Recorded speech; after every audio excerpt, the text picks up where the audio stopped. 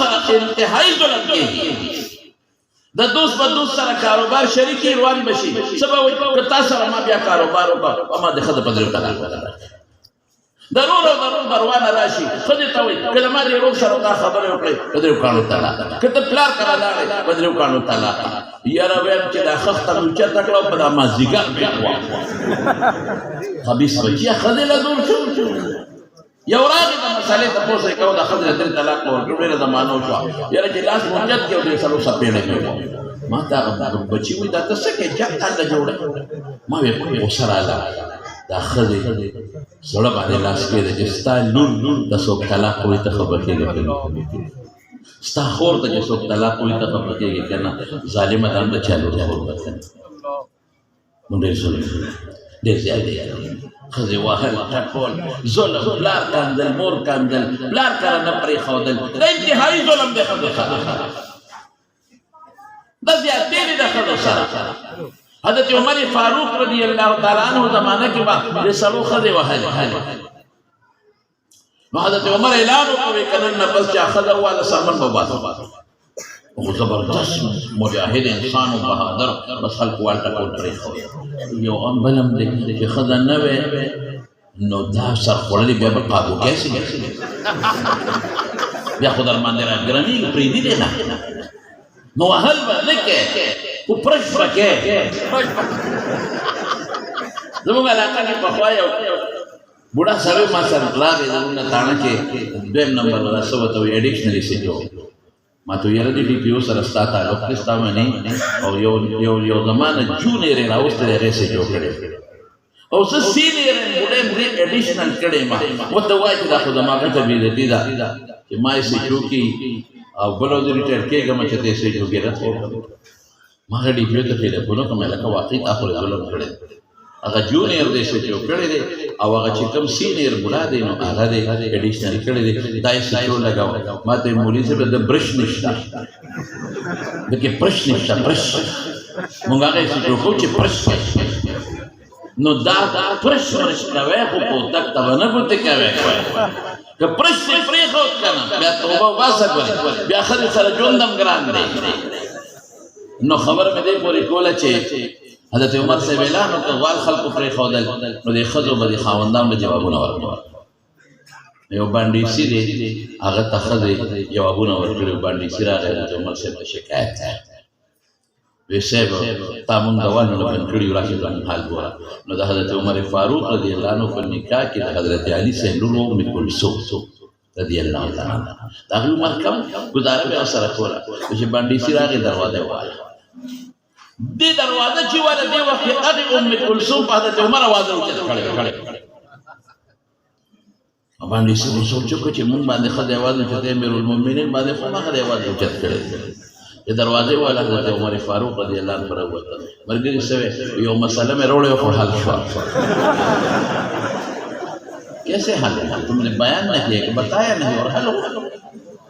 ما د خپلې ښځې شکایت راوړو چې ښځه مونږ له جواب راکړي په مونږ اواز اوچتوي ستا علم په کور کې ولیده چې ته ګزاره کې مونږ به سر کې کوو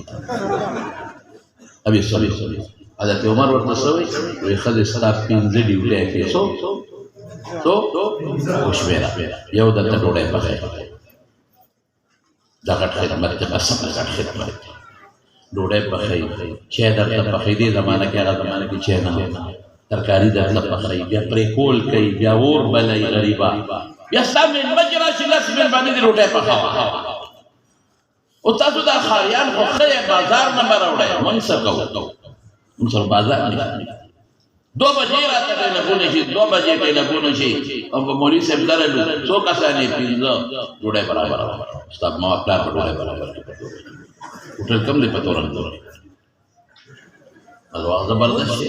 تاسو خو په موږ بدنام کړي یو د مولیان الواغ زموږ په بدنام کړي چې مولیان الواغ وخت بالکل موږ ما یو ځل بیان کوي موږ چې الوا خورو زموږ ثواب کېږي تاسو چې خورئ ثواب نه کېږي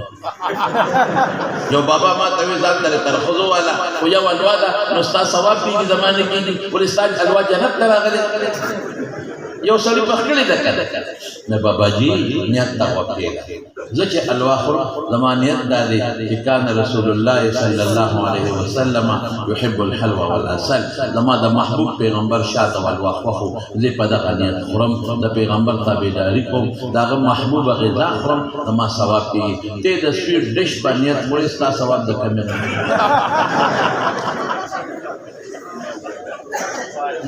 تو ہوتی لکارا مجھے سویٹ ڈش ہے نا کھانا ہضم کرے گا مزیدار چیز ہے اور نہیں میرے محبوب کو پسند تھا میں اسی وجہ سے کہتا تھا حضرت انس رضی اللہ عنہ کدو بخوڑ کدو اللہ وی رسول اللہ مبارک سر پر اٹھے ناستو ما نو دا کدو ٹوٹے اخواخے لا ازال احبه اسی وقت سے اب تک مجھے کدو انتہائی پسند اور مرغوب ہے نمانگ پدی نہیں او زخ اخبرو طالبانو تغیما کہ طالبا ورکدہ الوا پلیٹ در تچاکی خود او اولنا خیرک ورد اخلاص نکے جو سرمن دیو باس اسی بھی بدنا نو ولی نخوری او دا چې مونږ واده کې دا دوه دیګ الوا پخه شي دا ټول مولیان خوري درې څلور مولیان هغې غریبانان په شریکه یو پلیټ دوه خوري باقي ټول تاسو خورئ او بدنام مولا خیر الوا ښه شی ما ته یو ډاکټر یو ځل وی الوا کمه خوره خواږه کم خوره شوګر به دې اوچت شي لږ غوندې یو ګوټې تېز شوی څه وخت کې الوا کمه خوره او خواږه کم خوره روټۍ مې وخوړه چې الوا کې خوري واقعي ډېره مزېداره اغلوات جملات ما تغذوی بابا نه سکے میں الوا خورم ویتا ور ډاکټر خواږه نه دي کنه دماغ خراب ډاکټر وایي چې شوګر ټینشن سره زیاتې ډاکټر وایي شوګر سره زیاتې دا الوا خو ټینشن جوړي نو خو ټینشن جوړي یا وین وړه سره یو معمولی درجه اوچت شي یوین وړه سره وسونو چې دیږي لکه یو درجه اوچت شي یو پینځه درجه اوچت شي چې نو خو ټینشن جوړيږي زبردست اوچتېږي بلډ پريشر مو اوچتېږي دی خو کدا خدای باندې الواسی کپړې کاو الوا زبردست کاو نو امام صاحب خیال یو ځل امام ابو حنیفه رحمۃ اللہ علیہ هغه مذهب سره تعلق الحمدلله یو مولا سره خدای په کور کې دنه سره په خپګان په جګړه کور خدای صحاون سره خبرې نه کول مولا صاحب خبرې ولې نه کوي نه کوم درس قرآن شو تا مولا صاحب له غصه ورله وی کتا ما سره سبا بان پورې خبرې ونکړې ته په ما په درو طلاق دا د طلاق نه ښځه غریبه یریږي دا مه کوئ ښه دې نه ځان ساتئ ښځو سره مونږ ولې ظلم کوو خفه کېږئ ما دا نانو مجلس دی د هغې دپاره